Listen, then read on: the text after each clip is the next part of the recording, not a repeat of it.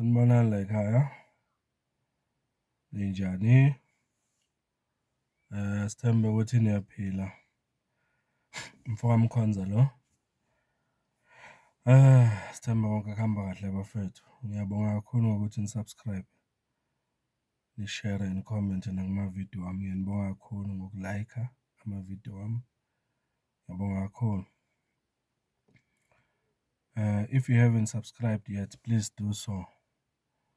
Subscribe ukuze sikhulise i-channel yethu ndawonye. Ngiyabonga kakhulu.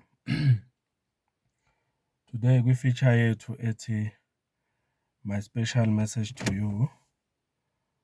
Ngifisa ukukhuluma kafishane nje ngodaba olubalulekile, kodwa futhi abaningi balithatha kancane. Kodwa udaba olubaluleke kakhulu lolu. Akuyona into encane le ngizokhuluma ngayo. Ikakhulukazi lolu daba-ke liqondene nabantu besilisa. Umlayezo oya kubantu besilisa. Oya kubantu besilisa nasemadodeni. Ngayibeka nje ngaleyo ndlela. Sekuyinto ejwayelekile nejwayelekayo ukuthi sibone izigameko la khona indoda eshadile uthola ukuthi ngenxa yezimo zomsebenzi iphoqeleka ukuthi ihambe ekhaya iyosebenzela kude nasekhaya.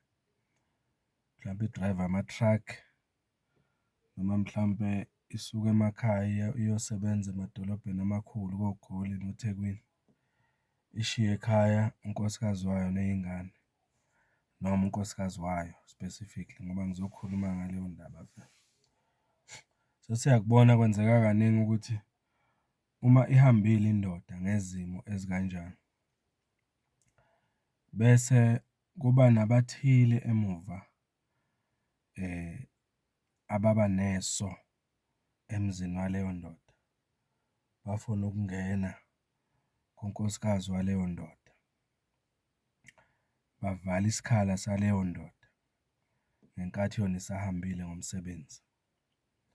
Sesikubonile kuyenzeka kaningi lokho. Abanye bakwenza ngamabomu. Bayazi ithi indoda le umfazi wayo lo bashadile ula ekhaya ngokusemthethweni. Kodwa nje angene umuntu wesilisa ezongena endodeni noma emzini wendoda efuna ukungena kumfazi wendoda iphila ishadile. Siyakubona kwenzeka kaningi lokho. Kwenziwa even nangabafana abasebancane obonayo nje ukuthi labafana uzoyibuza ngabe bafundiseka kanjani noma ngabe bakhuliswa kanjani, because thina sikhule sazi ukuthi umuntu wesifazane oshadile uyahlonishwa, awenzi noma kanjani. Indoda eshadile umuzi wayo uyahlonishwa noma indoda eshadelwe, ngingayibeka kanjalo ngoba indoda iyashadelwa. Indoda eshadelwe iyahlonishwa kakhulu, umfazi wayo uyahlonishwa. Isiphi isibindi, usithathaphi empeleni isibindi sokuthi uyongena esibayeni sendoda, uyongena kunkosikazi wendoda? Usithathaphi leso sibindi? Ngibonile kwenye i-channel esinye nje isiphukuphuku sendoda. Ngizothi indoda noma umfana noma yini leya nto angazi. Uya kwi-channel uyocela ukuthi bamsize. Une-crush kumuntu wesifazane oshadile. Ucela bamsize bamhlanganise nalo wesifazane oshadile. Uyazi ushadile kodwa ufuna ukumshela. Uyakhuluma impela uyachaza uzwe ukuthi ney'nkomo angazibuyisela emuva kule ndoda eyalobola lo wesifazane yamthatha yakwaba unkosikazi. Uyimisela impela nje. Uyambona ukuthi akadlali futhi le nto ayikhulumayo lo mfo ukuthi futhi ufisa ukwenza into enjengale. Uyazibuza, uyahlaziya umqondo wakhe ukuthi umuntu onjengalo uyaphila yini kahle ekhanda. Uvele ubuke ikhaya lakubo, ukhuliswe kuphi lo muntu. Bathina bangakubo, induna yendawo nenkosi lapho evela khona esigodini aphuma kuso, ithini uma imuzwa ekhuluma into enjengale? Uyazibuza nje izinto ezenzakalayo lezi.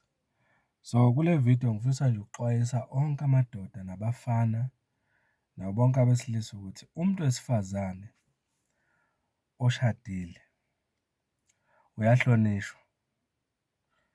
Indoda umuzi wayo uyahlonishwa. Isibaya sendoda siyahlonishwa. Mina nje ngiyayincoma kakhulu indoda ethi ngokuthola ukuthi kukhona okudla amantshontsho emsamo bese iyaphuma ihambe iyothola into yokucupha noma iyothola usochaka ukuthi icuphe le nyoni ezingena la zizodla amabele ayo. Ngiyayincoma indoda eyenza njalo. Khona nje enye la engiyibonile khona la ku-YouTube, excuse me, yathi ngokuthola ukuthi umfazi wayo emshiyayo ekhaya uma ehambile ngomsebenzi wokudrayiva ama-truck sekukhona eganga naye. Into yokuqala eyayenza le ndoda yazama ukuthola ukuthi ubani lo oganga nomfazi wayo. Yakhuluma nalo oganga nalo mfazi wayo, yamxwayisa futhi ukuthi akayiyeke le nto ayenzayo. Hhayi kunokuthi axwaye lo wesilisa, wathi azilimeze etsheni. Wathi hhayi ngizokugcwalisela mina ukuthi umfazi wakho ngingayenza ngiqhubeke le nto ongixwayisa ngayo. Nangempela waqhubeka. Hambile-ke indoda yaya enyangeni yayothola engavikela ngakho unkosikazi wayo noma umuzi wayo. Okubuhlungu-ke ukuthi yamfaka ilumbo, kuthiwa ilumbo lesitimela. Ungangena nje ku-YouTube uyibheke le ndaba, ibuhlungu ngoba lo wesilisa owaganga uma esencenga laphayana ezama cela uxolo seku-late. Ilumbo liza naye manje, uyayibona? Limhlasela, selisho ukuthatha nempilo yakhe. Entweni ayengayixwaya, entweni ayengayiyeka ukuba wayenengqondo. Ngifisa nje ukusho ey'nsizweni ukuthi nsizwa zakithi ningayi ngokuthi kumnandi ukuganga, ngoba phela bathi kumnandi uma kungeyona eyakho into oganga ngayo noma oyidlayo. Bathi imnandi kakhulu ayiyekeki. Okubuhlungu-ke leyo nto emnandi imiphumela yakhona ibuhlungu ngezinga elingangalo bumnandi obuzwayo ngaleso sikhathi. So, ngifisa nje ukuxwayisa amadoda ukuthi ilula le nto, ungayenza nje ibe lula ngokuthi uzifundise nje ukufaka emqondweni wakho ukuthi umfazi womuntu uyahlonishwa, awusondeli kumfazi womuntu. Le nto kufanele ukuthi uqale nje uyifundise uyinsizwa yakini usakhula nje usemusha ukuthi awusondeli kubafazi babafowenu, awusondeli kubafazi babangani bakho ngoba phela abangani bakho bafana nabafowenu. Ungayijwayezi nje ukuba neso kumuntu ngomunye umuntu. Gxila kowakho othandana naye nonesivumelwano naye, uyifundise nje kube impilo yakho leyo. Lokho kukuseyiva ey'ntweni ey'ningi nasey'ntweni ezibuhlungu ezingakwehlela. So, yilokho nje engingathanda ukukudlulisa kule video ukuthi madoda, bafana, zinsizwa, hloniphani amakhosikazi abantu. Kuyonisiza lokho ekugcineni ukuthi nibe nempilo emnandi nengenay'nkinga. Yilokho nje engifisa ukukudlulisa, akukho okuningi bafowethu. Umkhuhlane uyangibulala kodwa-ke kancane kancane ngiyalunga, ngizoba right. Ngiyacela niqhubeke ni-subscribe, nishere, nikhomente, lisho ukuthi ngithini ngalolu daba nina. Umfoka Mkhonza lo. Thank you so much.